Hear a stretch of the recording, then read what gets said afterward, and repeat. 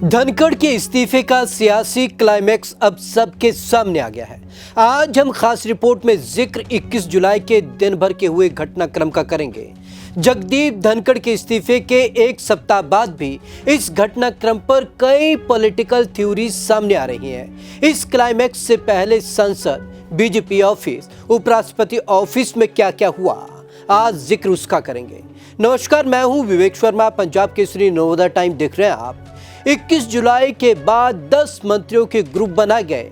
हर मंत्री के घर पर 10 सांसद पहुंचते हैं। उनको बताया जाता है कि सरकार ये सोच रही है कि अगर जगदीप धनखड़ नहीं मानते हैं तो उनके खिलाफ अविश्वास प्रस्ताव लाया जाएगा। उनको ब्रीफ किया जाता है, उनको कारण बताया जाता है, हिस्ट्री बताई जाती है कि किस तरीके से पिछले 6 महीनों में जगदीप धनखड़ ने सरकार के साथ कोऑर्डिनेशन नहीं किया है।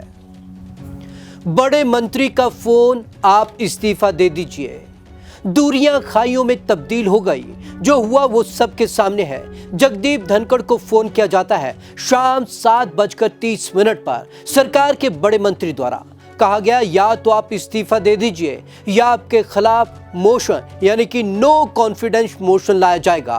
पूर्व उपराष्ट्रपति जगदीप धनखड़ को कथित तौर पर यह फोन जाने के 2 घंटे बाद ही 21 जुलाई को राजनीतिक घटनाक्रम का क्लाइमैक्स उनके इस्तीफे के साथ हुआ। सोमवार को बीजेपी और उपराष्ट्रपति ऑफिस के बीच अविश्वास की खाई इतनी चौड़ी हो गई थी कि बीजेपी नेतृत्व के सामने कोई रास्ता नहीं बचा था। इस स्थिति में सरकार के एक कद्दावर मंत्री ने उपराष्ट्रपति को फोन कर कहा कि आप इस्तीफा दे दीजिए। अगर आपने ऐसा नहीं किया तो आपके खिलाफ सरकार अविश्वास प्रस्ताव लेकर आएगी। सचिवों के सामने मंत्री को पड़ी डांट।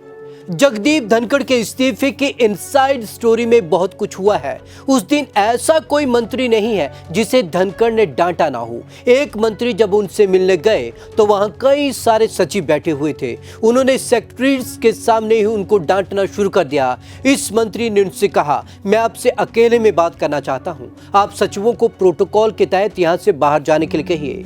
मंत्री ने जगदीप धनखड़ से कहा कि आपको जो कहना है आप मुझे अकेले में कहिए, किसी तीसरे व्यक्ति के सामने मत कहिए जिससे आपके भी प्रोटोकॉल पर आंच आए। 21 जुलाई को 12:30 बजे हुई बिजनेस एडवाइजरी काउंसिल की बैठक के बारे में ये पता चला है कि इस दौरान सरकार की ओर से जेपी नड्डा, किरेन रिजिजू, अर्जुन राम मेघवाल और एल मुरुगन शामिल थे। इस दौरान जगदीप धनखड़ ने कहा कि विपक्ष की मांग है कि ऑपरेशन सिंदूर पर चर्चा के दौरान प्रधानमंत्री, गृह मंत्री और रक्षा मंत्री मौजूद रहें और इस पर पीएम जवाब दें। इस पर संसदीय कार्य मंत्री किरेन रिजिजू ने कहा कि बीएसी मुद्दे तय करती है और समय तय करती है। इसका कौन जवाब देगा या नहीं देगा ये सरकार का निर्णय है। आप जाकर प्रधानमंत्री से पूछ कर आइए। इस मुद्दे पर जब बात नहीं बनी तो पूर्व उपराष्ट्रपति धनखड़ ने किरेन रिजिजू से कही कि आप जाकर प्रधानमंत्री से पूछ कर आइए। ये पूरे घटनाक्रम का टर्निंग पॉइंट था। यह ऐसा पॉइंट था जो पिछले 6 से 7 महीनों में हुआ वो एकाएक बढ़ता नजर आया। उस रात पीएम मोदी के कमरे में मीटिंग होती है। इस दौरान जयशंकर रहते हैं, अमित शाह मौजूद रहते हैं, राजनाथ सिंह, जेपी नड्डा, निर्मला सीतारमण, मनोहर लाल खट्टर, शिवराज सिंह चौहान, किरेन रिजिजू जैसे सरकार के सारे दिग्गज मौजूद रहते हैं।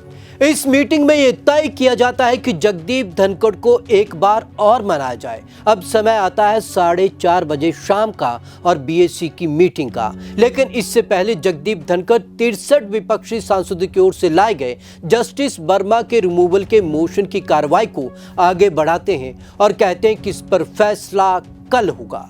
घटना की पीएम मोदी को ब्रीफिंग।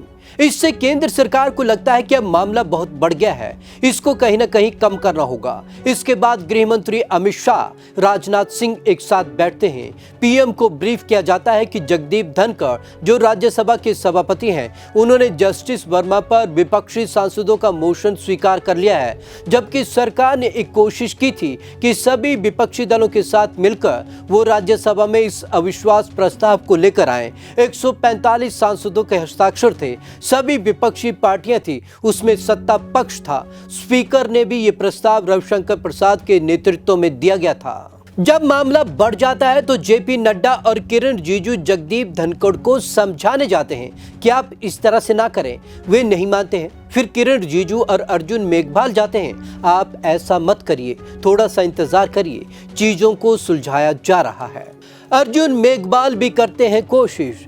फिर अर्जुन मेघवाल जाते हैं और उनके साथ जिस तरीके से वार्तालाप होता है वो एक हॉट टॉपिक बन जाता है। इस दौरान अर्जुन मेघवाल धनखड़ को कहते हैं कि आपने जो विपक्षी सांसदों का प्रस्ताव स्वीकार किया है, अगर आप पहले बताए रहते तो सरकार इस प्रस्ताव को संयुक्त रूप से लेकर आ सकती थी, क्योंकि लोकसभा में संयुक्त प्रस्ताव है। इससे 4 दिन पहले किरण रिजिजू पूर्व राष्ट्रपति से मिलने जाते हैं और उन्हें कहते हैं कि सरकार की कोशिश है सभी को साथ लेकर जस्टिस वर्मा के खिलाफ रिमूवल मोशन लाया जाएगा, बाद में इसे राज्यसभा में लाया जाएगा, फिर आपकी सहमति से एक कमेटी बनाई जाएगी। लेकिन जगदीप धनखड़ से बात नहीं बन पाती।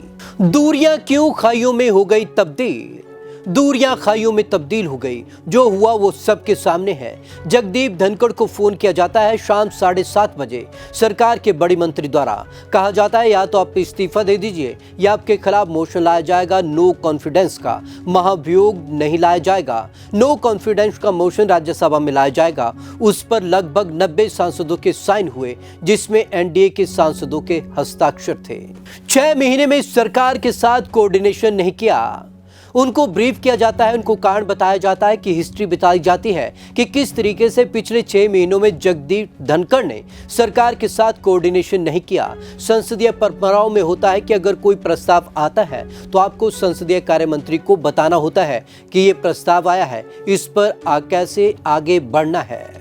जगदीप धनखड़ को फोन आता है जो उनको लगता है कि शायद उनको मान मनवल किया जाएगा, लेकिन उससे कहा जाता है कि अगर आप नहीं इस्तीफा देंगे तो आपके खिलाफ हम अविश्वास प्रस्ताव ला सकते हैं। उसके बाद वो राष्ट्रपति भवन जाते हैं। वहां राष्ट्रपति को आने में 20 से 25 मिनट लगते हैं और फिर वे अपना इस्तीफा फॉर्मेट के तहत राष्ट्रपति को देते हैं। फिर 9:25 पर जगदीप धनखड़ एक्स पर पोस्ट करते हैं कि स्वास्थ्य कारणों की वजह से उन्होंने अपने पद से इस्तीफा दे दिया है।